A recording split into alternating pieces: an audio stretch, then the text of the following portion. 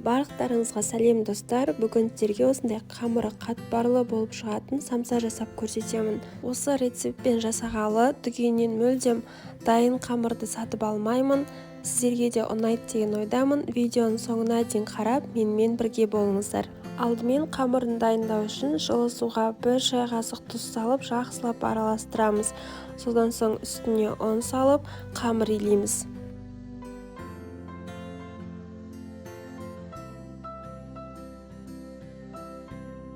Қамырды илеп болған соң, шамамен 20 минутқа бетін жауып, бөлме температурасында қалдырамыз. Ал енді салмасын жасайық. Салма өз қалауларыңызша жасасаңыздар болады. Мен тартылған етке ұсақтап пияз, картопты турап салып, татымына қарай тұз және бұрыш қостым. Осымен мендегі салма дайын. Қанша құрамда екенін видеоның астына жазып қалдырдым.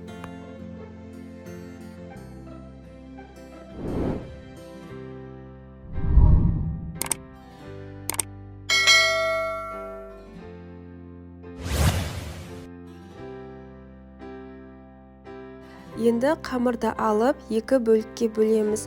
Бір бөлігін қайта илеп, бетін жауып қалдырамыз. Ал екіншісін жұқалау етіп жайып шығамыз.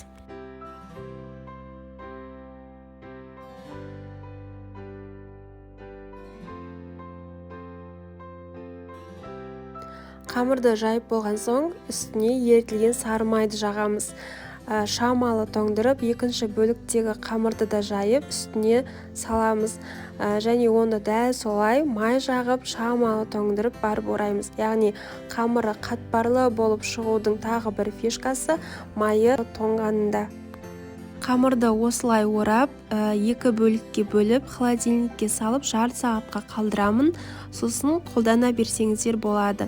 Немесе холодильникке осылай дайын қамырды қойып, кез келген уақытта қамырды қолдана аласыздар. Қамырды турап жайғанда тура үстінен жайыңыздар, сонда қамырдың қатпарлығы әдемі көрінеді. Қамырды жайып, ішіне салмасын салып, формаға келтіріп түйеміз. Мен 3 бұрышты етіп түйдім. Сонымен дайын болған самсаны табамызға салып, бетіне жұмыртқа жағамыз. Сонда беті сары, әдемі болып шығады.